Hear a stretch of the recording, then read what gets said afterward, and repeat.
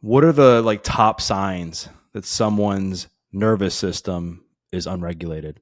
Sleep is probably the first sign. It's not necessarily that you're sleeping really badly. It's just people will start waking up a lot during the night. They're not sleeping from, 10:30 or 11 when they go to bed till 5 or 6 in the morning. They're waking up 2 or 3 times a night. That's probably the first thing. The second thing I think is that we start fracturing within ourselves. We start feeling that we're not quite grounded to ourselves, and we start looking. I think this is a big one. We start looking outside for our validation. And when we do that, we're in a very precarious position because, as you know and I know, it's getting to be a meaner world out there. And if you're looking outside for validation, you're more than likely to get smacked than you are to get, supported. And when it comes to like sleep, like how can people then begin to course correct to get their nervous system back in place so that their sleep can follow suit? I think sleep is really guided by your subconscious system, right? So if there's a lot of stuff going on in your subconscious mind, there's a lot of conflict. Should I stay in my job? Should I stay in my relationship? Should I stay in these particular things? The more conflict that we have internally, the more our general homeostatic functions, sleep, gut health, all that kind of stuff starts to fail. And when that starts to fail, then we start seeing less capacity and resilience in our nervous system. Things that would, normally kind of slide off us, now we grab onto and start getting really upset about. And the more upset you get, the more you get into that limbic emotional brain, the less rational you become and the less of yourself you become. I think our personality is really located a lot in our prefrontal cortex. There's this study years ago, well, it was a case study actually, where this woman was in a car accident and she hit her prefrontal cortex, her forehead, really hard. And her kids said, she's not the same person. Like, she's not the same. And then when you ask her, she said, yeah, I lost myself in that accident. So I think the better parts of us are not just completely overgeneralizing here, but I think the best parts of us are in this prefrontal cortex that's grounded in a secure, safe body that gets sleep, that gets rest, that gets nutrition. And then we can become the best version of ourselves. Now, we're in a society where we're moving against all of that stuff.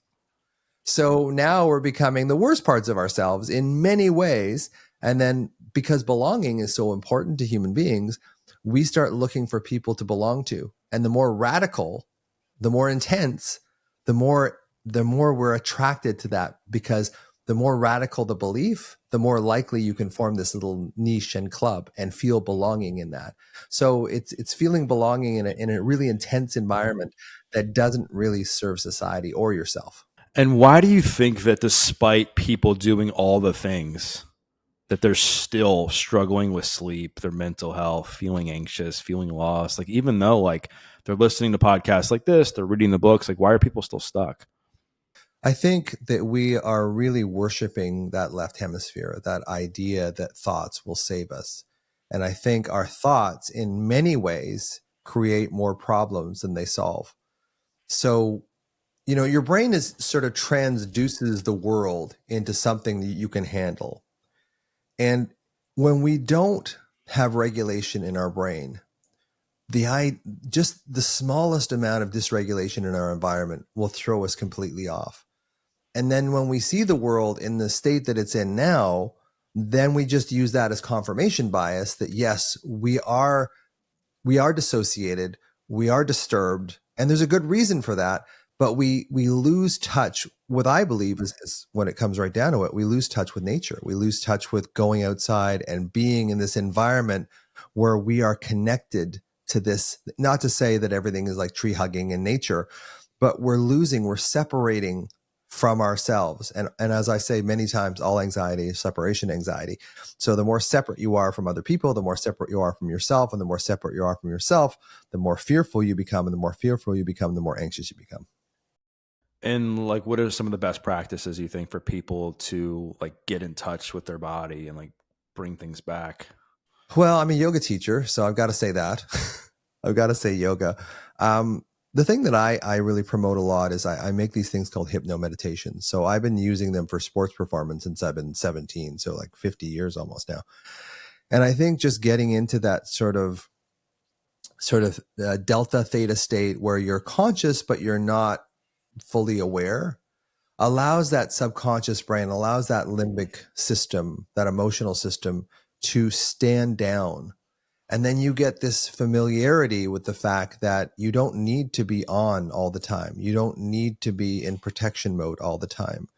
And the more you can see yourself as a safe human being, even if it's just for 10 seconds, because I think a lot of us now, especially with the world the way it's going, we feel unsafe. There's a general feeling of unsafety, and that sort of pervades our entire existence. Whereas when you do some meditation, and I mean guided meditation, I think just plain old meditation is great if you're good at it. But in this day and age, when we calm our brains down because we're so used to our smartphones taking us away, it's very uncomfortable. So if you have a guided meditation that sort of guides you into this relaxation place and says, feel your body on the bed if you're lying on your bed, and know that the laws of physics state that the bed is pushing up on you with an equal and opposite force that you're pushing down on it. And that force that's pushing up on you is supportive. You're surrounded every moment, unless you're a scuba diver, every moment of every day by this life-giving oxygen. Being grateful for that, being grateful for the presence in the moment, and taking those, even if they're short periods of time, saying, at this particular moment, I am completely safe, because it creates these little islands of safety. And then they congeal into a bigger landmass where you have more capacity and resilience in your nervous system. But if you never acknowledge that you're safe and you just live in this environment every day, and you wake up and you're staying in this, kind of, you're hooked on YouTube or whatever it is, zombie scrolling, you never feel safe. And the nervous system picks that up. The unconscious parts of it pick that up. And when you never feel safe, you can't establish yourself as a logical, reasonable, friendly, hopeful human being. When people try to calm themselves down through meditation, I think they just have so much stuff like stored inside of them that when they finally can shut it off, like things start to come up for them. I would love to first start with like, what can people do when stuff starts to come up? Those anxious thoughts, those feelings, the trembling when they start to meditate. Like, how can people combat that early on? I don't often recommend meditation as an entry level anxiety position, because it does, anxious people by definition are overthinkers. It's very difficult for them to sort of sit and just let their thoughts go by, because on on many levels they have built their security, and I put that in quotation marks, they built their security on thinking. So if you stop thinking, and your whole life since you were a child, you've used thinking as an escape from feeling, meditation is going to be really uncomfortable for you. So that's why I prefer like guided meditations. Music is amazing. Movement is amazing, but find some music that really soothes you. And again, take 5 minutes and just lie down, listen to a restful song that you really enjoy. And all through the song, say, I am safe. I am safe. I am safe. I am safe. I can feel the surface pushing up on me with an equal opposite force that I'm pushing on it. I feel the oxygen moving in and out of my system, connecting me with all parts of myself from every part that I've ever lived. These sort of subconscious, deeper things show us that there is a door to a place that is peaceful, that is restful. But if we never open that door, we're always going to be in life's chaos. How can people start to unpack like a lot of that stuff, like stored trauma that I know you talk a lot about, that's like built up, and that's what's causing a lot of dysregulation in the nervous system as well. I really think it's starting with a safe body, because if we don't have that foundation of a safe body, and I draw the analogy of building a building, you're not going to build, 1 story, 2 story, 3 story, 4 stories on dirt, because it's just as the more stories you build, the more that thing is going to sink into the ground. So the foundation that we build in our bodies, in a sense of safety in our bodies, that we practice going for a walk in nature, listening to music. And I know this sounds kind of, woo or whatever it is, but we have to create this sense of safety first. that creates a concrete foundation for which all these insights, oh yeah, my mother abused me when I was younger, my father ignored me. For me personally, my dad was a schizophrenic. He was schizophrenic and bipolar, and caused a lot of trauma in our family. But can you get to a place where you feel safe in this moment? And then as your body feels safe, you can address those things and bring them in and what we call titrate it. So bring in a situation from my past, like I had with my father, that was really painful for me, and then let that go and then go back into safety again, and then bring it in again a little bit. So we just sort of dip our toe in the trauma, and then we come back into a sense of safety in our body. And that's really how we calm the subconscious mind. You can't heal the mind with the mind. It doesn't work. There's the mind is not the mediator of anxiety. It's the subconscious, subcortical parts, the default mode network, the insula, the amygdala. None of these structures understand English. Understand language. The default mode network to some extent, because the medial prefrontal cortex is a part of the default mode network. Sure. But in general, most of the stuff that mediate your anxiety is subcortical, below the level of the thinking mind. And you're not going to fix a problem that is rooted in the subcortical levels with cortical language-based solutions. It just does not work. And this is why CBT, talk therapy have limited results in treating anxiety long term. In the short term, learning how to think better, great. But it doesn't really tend to have long-term penetration. It doesn't tend to, a year later, people that have gone through CBT will often be back in the same anxious place they were before, because nothing's really changed in their life. And so for the people that have had an unregulated nervous system for decades, and you talked about feeling safe within the body, from a daily or weekly practice perspective, what do you think people need to do? Like fitness? Is it cold plunges? What are some of the things that you found to be super helpful long term? I think, you mentioned cold plunges, and I'll start there for a second. But the thing about cold plunges, and I started doing them about a year ago, I am not sure, as a medical doctor, I am not sure if they have a lot of physiological benefit in the body. They may not. The evidence is really kind of hit and miss. But what I think that they do is they create this space that says, I'm uncomfortable, but I can stay in this discomfort. Because when I first started doing cold plunges, when you go in for the first time, your brain screams at you, get out of this. This is very, very painful. And I think this is what happens with human beings, is that we feel this alarm in our system from our old traumas that's coming up. And then that relates into our mind, creating all these what ifs, warnings, worst case scenarios. And we get into this alarm anxiety cycle where the alarm in the body creates these warnings, what ifs, worst case scenarios in the mind, which of course aggravates the alarm in the body, and it just keeps going. Now, if we can learn how to acclimatize that sense of alarm, kind of make friends with it, just see it purely as a sensation as opposed to something we have to run into our minds from, we start having some control over the situation. So going back to cold plunges, when you get in that water and it feels very, very uncomfortable, it's really analogous to sitting in that sense of alarm, because that feels really uncomfortable. Normally, what we would do is go up into our heads and start worrying and distracting from this pain that's in our body, which worked when we were children. So I can't blame people for going into their heads to try and avoid this sense of alarm. But when you do that, you never actually deal with the alarm. You never actually process it. So it just tends to get worse and worse and worse. So when you do a cold plunge, your brain is actually overriding that automatic get me out of here kind of situation, and allows you to stay in that pain a little more. When I do cold plunges, my alarm is in my solar plexus. So I put the cold right, I lean right into it. And there is something very soothing about putting the really, really uncomfortable cold in that uncomfortable place of alarm. They almost kind of cancel each other out.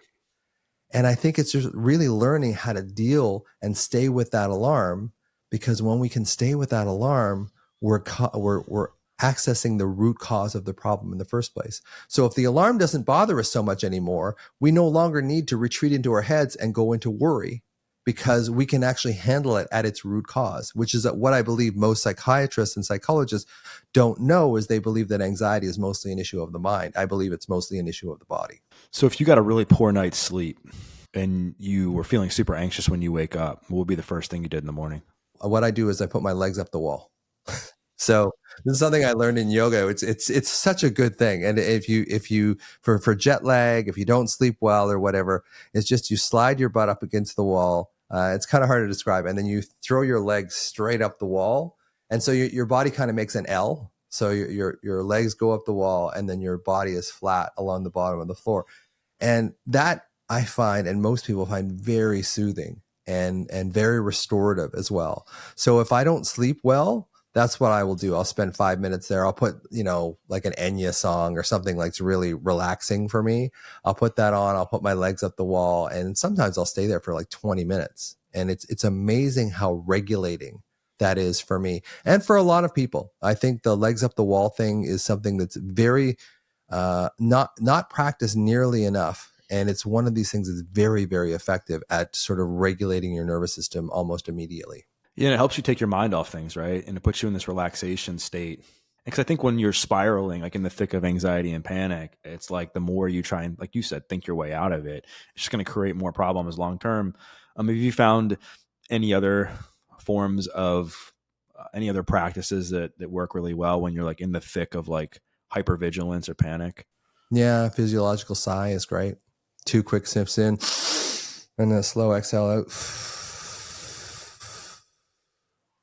Do 4 or 5. I can't do too many of those because I'll start to zone.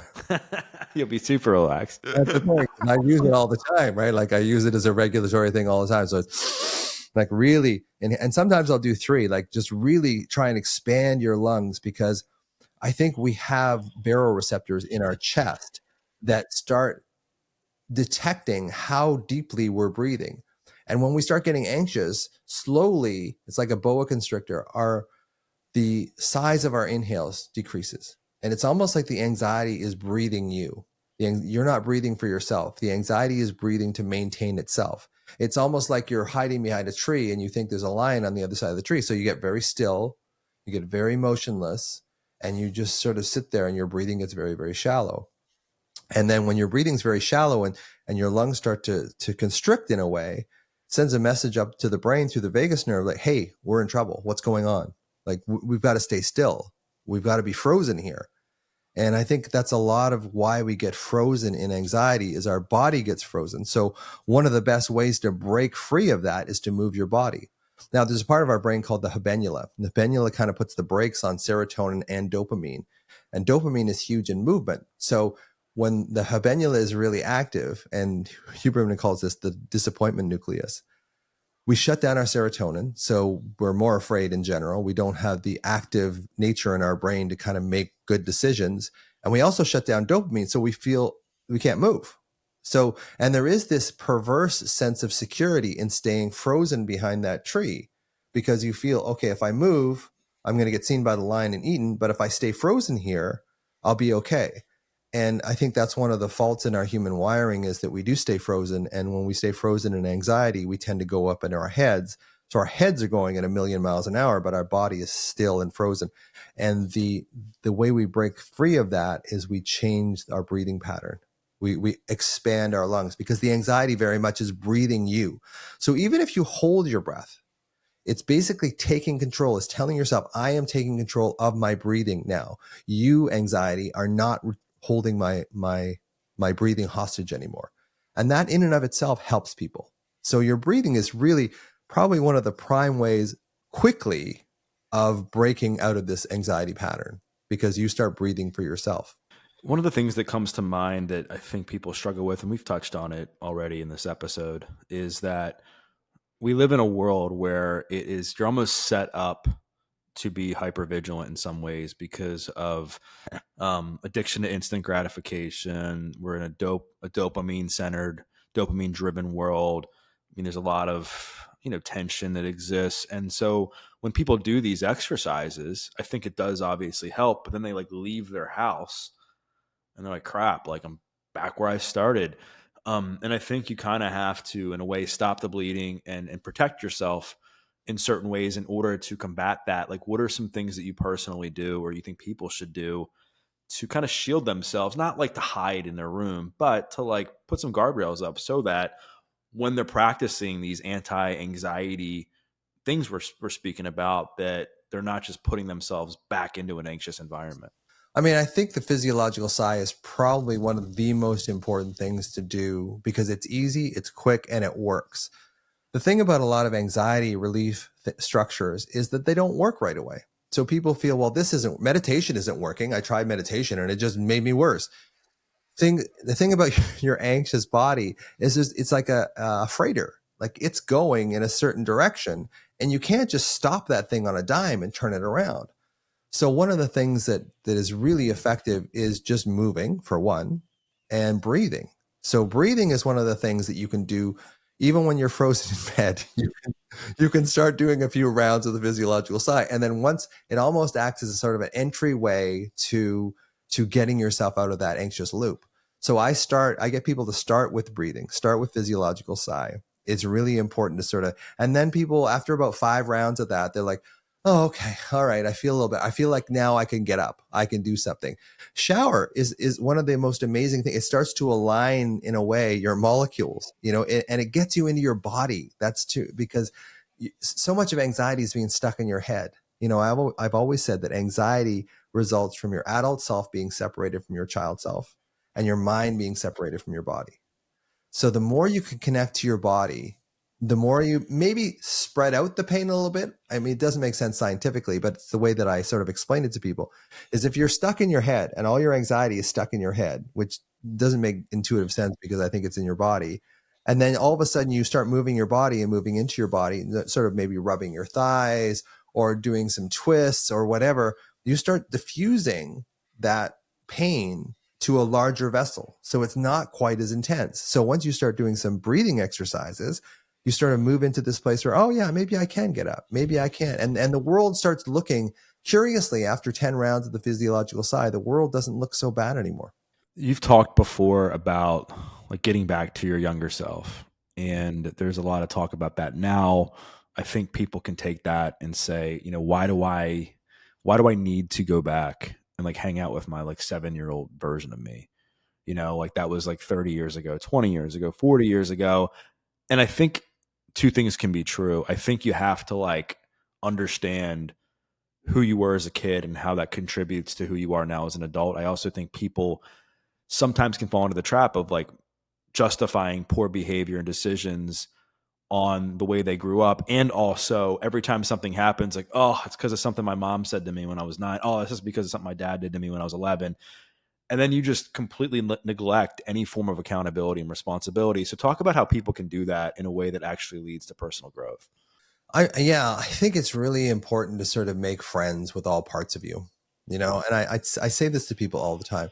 The child in you holds the very best parts of you. It holds your generosity, your sense of humor, your intelligence, whatever. The best parts of you come from the child in you. Now, if that child experienced trauma and pain, we don't want to go back and visit that child because that child, holds a lot of that pain. So we avoid the child, we push the child away. Now the child will get louder. The alarm in the child system will get louder. And one of the curious things about the human nervous system is that when we don't know what something is, often what the brain will do is it will misinterpret it as pain. So when we have a childhood that had, abuse, abandonment, neglect, rejection, bullying, when we have that, we tend to push it away because we don't want to feel that. Now, if you had a 5-year-old or an 8-year-old who was being bullied at school and you just said, well, just, take the bullying and just, ignore it, ignore the bullying, ignore it. It's not going to help it. It's not. In fact, that child's going to feel more abandoned, more separate. So there is, I understand the whole, we have to get in touch with our inner child. And I understand that. I understand the resistance to that. But I think a lot of the resistance to that is because the child holds the pain. And we want to find some way of shortcutting. I don't want to feel this anxiety every day or this depression or this OCD or this eating disorder, but I also don't want to go back and visit that child either. So how do I fix myself? So there's all sorts of like cognitive self-help, I can fix your anxiety in 30 seconds kind of things you see on YouTube, but none of them work long term. It's just not the way our neurons work. It's not the way that we create new nervous pathways, neurogenesis, new neurological pathways that are better for us.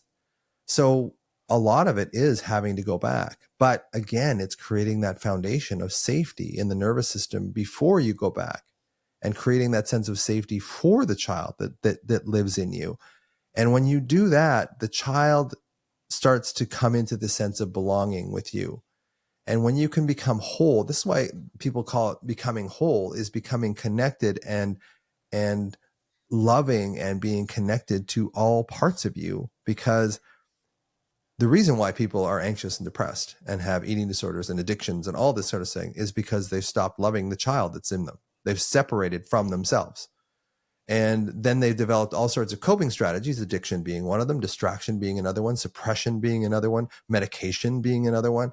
So we develop all these sophisticated ways of not feeling that child, but that's the ultimate goal of how we fix this, is we go back to the source. You don't have to go back and know exactly what happened, but you can track it back to the feeling in your body and use that feeling as a conduit to the younger version of yourself. And when you accept that feeling, and this is what I was saying about the cold plunges, when you accept that feeling inside of you, you don't have to run from it anymore. And then you can become connected to it. And as you become more connected to it, it doesn't have to act out so much. It doesn't have to separate you. So you don't have to distract into your thoughts anymore. You don't have to dissociate anymore, because you're actually dealing with the root cause of the problem. Now, there's other things like gut health and exercise and all that stuff is very helpful. Absolutely. But to me, they're adjuncts to connecting with that younger version of you. And I have this acronym called SHOULD: seeing, hearing, opening, understanding, loving, and defending the child that's still in you. And the people that I find that rail against that idea the most are the people that have the most inner child healing or inner child trauma. So it's really another fault of our wiring that we don't want to go back and visit that because it's just too painful. So we have to titrate it. We have to build a safety foundation in our body first. And then from that, we can start dipping our toe in that old trauma, and then just all the while making a connection. And this is what my hypno meditations do, is basically they, connect the adult to the child and your mind and your body, so that it's more of a passive way of connecting to yourself, because, initially it's very difficult. No doubt. And people, I think, also get like stuck with an identity, saying I'm just an anxious person, or I'm anxiously attached in relationships, and they think that they can't rewire their brain and change. You're a neuroscientist, you study the brain. Like, what do you know about neuroplasticity and help give people hope that they actually can rewire their brain? I think there's a huge role of what's called the default mode network in our brain. So, there's a part of our brain that we go to when we're not actively involved in a specific task. So they found this in the early 2000s when they put people in a functional MRI scanner, and they saw that when they weren't given a specific task, like a mathematical problem or a word to define, that their brain would go into this repeatable structure. And they call it the default mode network.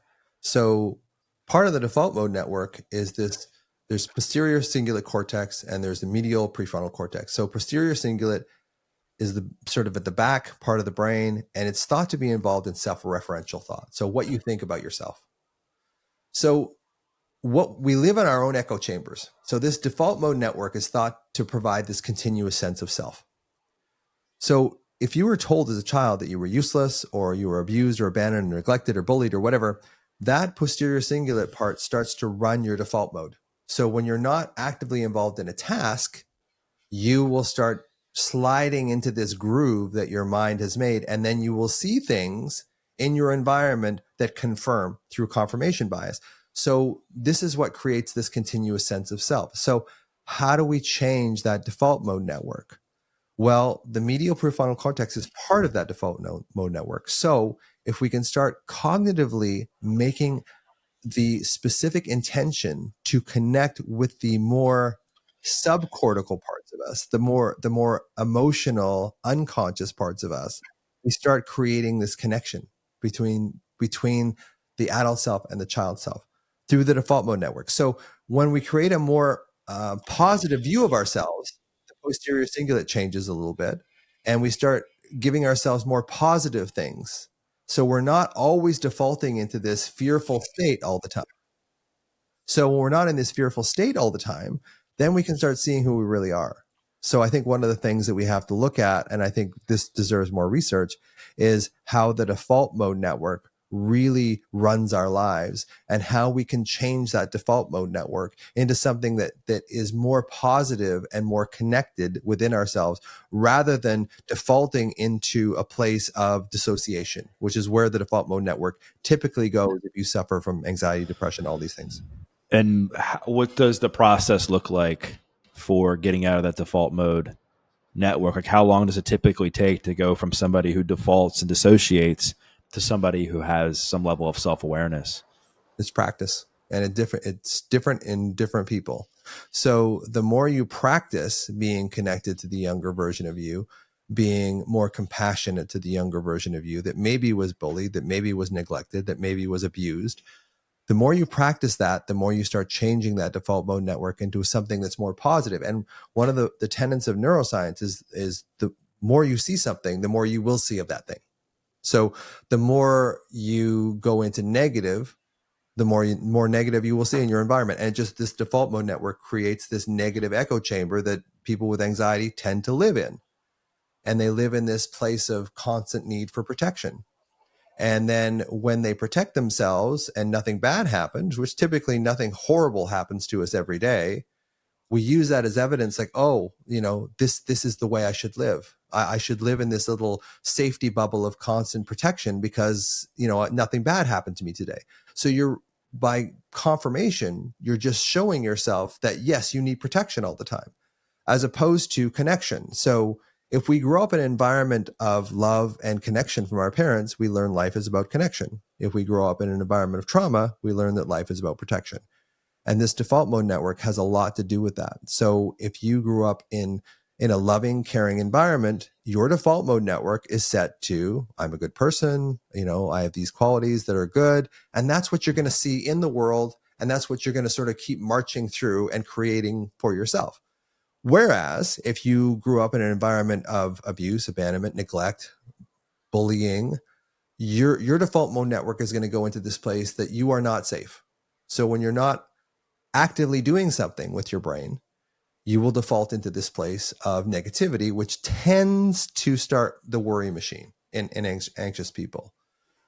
And that's how we have to start changing. So we start changing that default mode network subconsciously and consciously at the same time. Meditations, I think, are great, like guided meditations, devoting some time every day to sort of feeling safe and finding things that you love to do and doing that. Self-care is this thing that is coming out now a lot. And self-care isn't about just getting massages and stuff. It's really looking after your mental space. Like how much does your default mode network run your life? How do you feel about yourself? Because that will get echoed to you over and over and over again. And you will likely just recapitulate that same life over and over. If you feel you're, as you said earlier, an anxious person, you will see things in the world that make you anxious. You will preferentially look for things that make you anxious and also preferentially ignore things that make you feel safe. And it creates this echo chamber where you just get more of what you've always got. With all this being said, and people working on themselves and transitioning from surviving to thriving and from unregulated to regulated, how does somebody know that their nervous system is regulated versus they're just quote unquote like numbed out? I think sleep is one of the ways that will tell you. Sleep's a very good barometer. If you're sleeping well, in general, not always, but in general, your nervous system has this calm, resonant place that it goes to.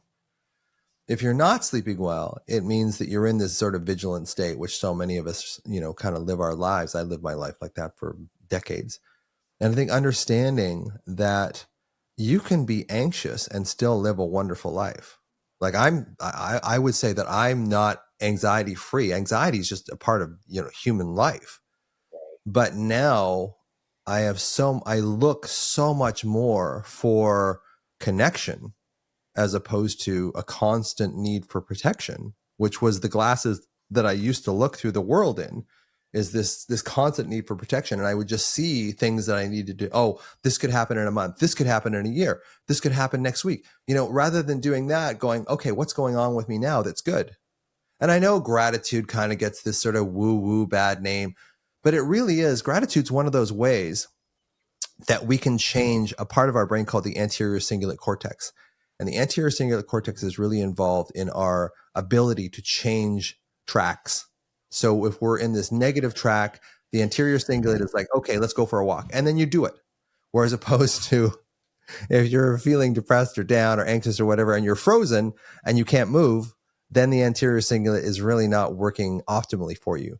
So doing hard things, meditation, will help build this anterior cingulate. It helps you build this part of your brain that makes you make the hard choices of staying in the cold plunge longer, of being with yourself when you feel negative, of being able to process this stuff rather than running from it. Because if you run from this stuff every time you feel it into your head, you dissociate, distract, whatever your coping strategy du jour is, you never deal with it. You never process it. So it's going to stay with you for the rest of your life. And your default mode network will learn that that's how you live your life. You live your life in this constant need for protection. And it becomes this self-fulfilling prophecy because there's always something you can protect yourself from.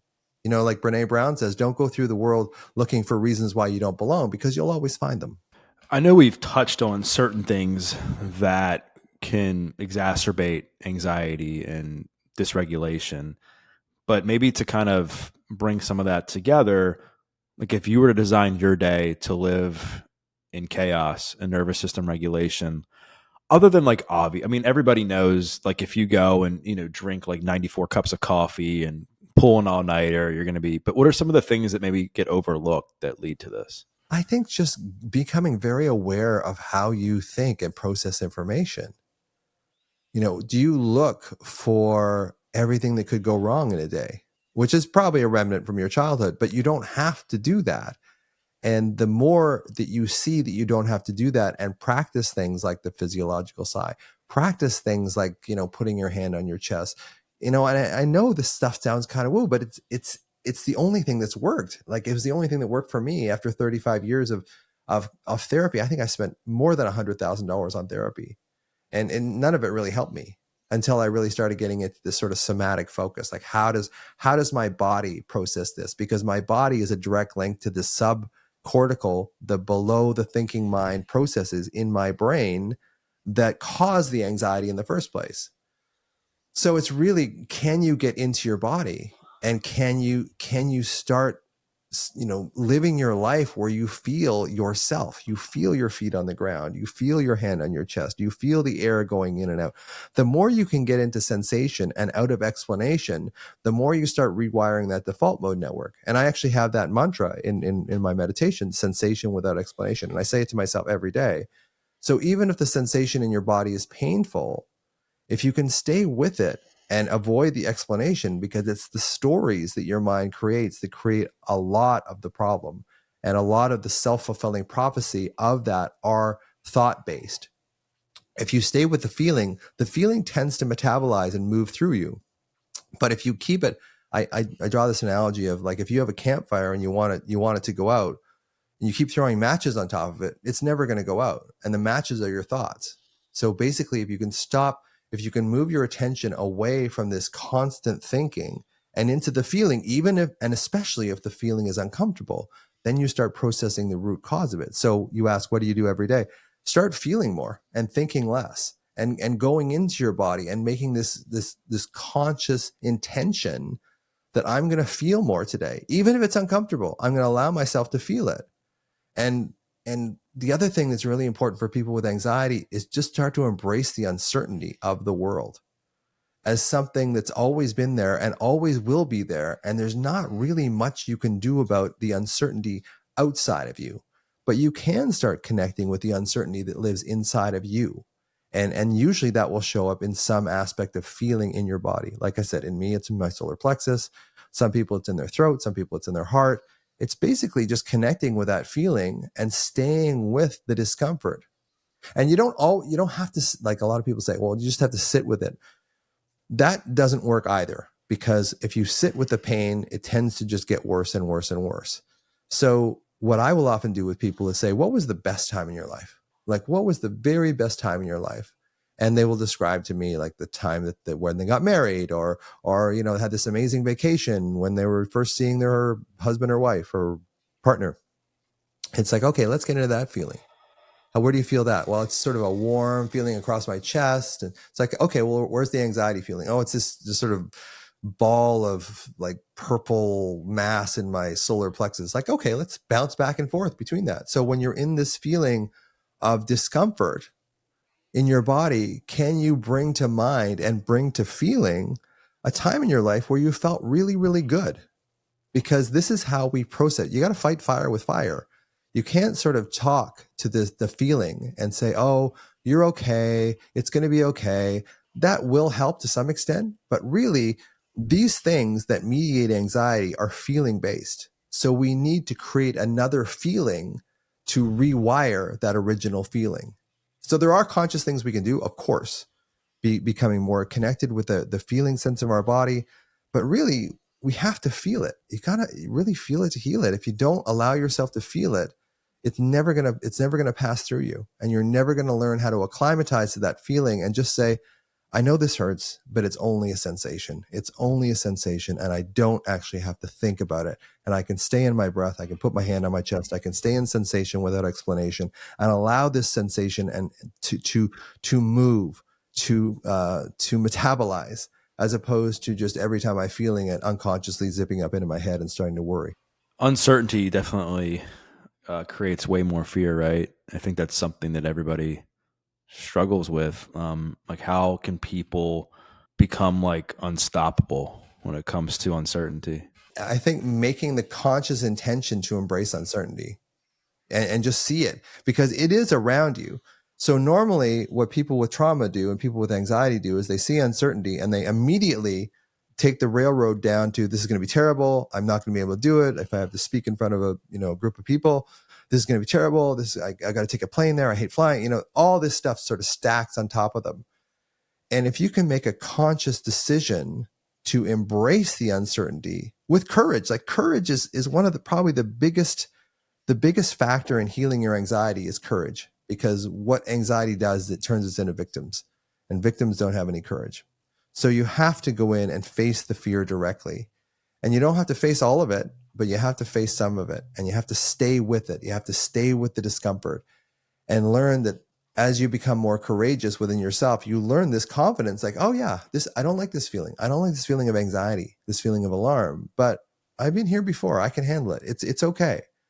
And then the world starts opening up at that point when you're not ruled by it anymore. It's really a feeling state, creating this feeling state that it's okay to stay with the negative emotion. And you can move out of it. You can sort of use your body to get into this sort of feeling in your body. Physiological science is a great way of doing that. But you can also move into, what was the best time in my life? When did I feel really good? Can I do that? Because you're creating this feeling either way. And if you can create a feeling of positivity within that feeling of negativity, you start breaking the spell. Bringing everything kind of to a close, what do you think is the one thing that matters most when it comes to like regulating the nervous system, being calm, getting rid of fear, reducing anxiety, and limiting stress? Yeah, it's getting into your body. And it's so hard for people because that's where we hold a lot of our pain. That's where the child holds a lot of our pain. And it's so hard to go into something. It's like cold plunging. It's exactly like that, because you go into it, it feels terrible, but after you've done it and you've done it a few times, there is this thing in us that goes, hey, you know what? I can handle this. I can stay in this, 10 Celsius water for 5 minutes. Whereas when I started, I could only do it for 30 seconds and I had to run out. And it's the same kind of feeling in your body. It's like, I used to have to run from this feeling all the time. I was a victim to this feeling for a long time. Now I don't like the feeling of anxiety, of alarm, but I can handle it. And I'm now in charge. I'm not a victim anymore. It hurts. I don't like it. But the more you teach yourself that you can handle it and stay with it, the less power it has to keep recycling over and over on you. And then the less thoughts you add to it, the less the more you start breaking the cycle. So the big thing is just learning how to get into your body and learning how to accept all the sensations of your body. And it's not about feeling better. It's getting better at feeling. That's really what it's about. Dr. Russ, anything else you'd like to add that you think the audience needs to hear? I think it's, to get a little commercial, I have a program, MBRX. It's very inexpensive. It's designed to really help you find the alarm in your body and really center and focus in on it. My hypno meditations are all about that too, getting into the lower parts of your brain that mediate your anxiety in the first place. They're also very reasonably priced. I don't do this to make money. I do this to try and get it out to as many people as possible, because I think what's happening in psychiatry and psychology is we're believing that anxiety is an issue of the mind. And they're saying it's an issue of the mind that feels, but I think anxiety is more an issue of the body that thinks, that it gets into our body, and then that how our body feels is how we're going to think. And I think we can interrupt that cycle. Even if our body feels negative, we can go into that feeling and stay with that feeling and stay out of that horrible warnings, what ifs, worst case scenarios of our mind, because that just keeps the cycle going and we'll never get out of it. So the one thing that I would say to everybody, they don't take anything out of this, is that feel it in your body, sensation without explanation. You don't have to think about it. And in fact, the more you feel it, the more it'll start letting you go. Thank you so much, man, for coming back on the pod. Anytime, man. Really love this combo. Where can people find more of you? The Anxiety MD is probably the best. Instagram. It's also my website. The Anxiety, not the Anxiety Doctor, the Anxiety MD, and that's the best way to find me. Amazing, man. Well, thank you so much for coming back on the pod. Round 3. Really appreciate it, man. Thanks, Doug. We'll see you again.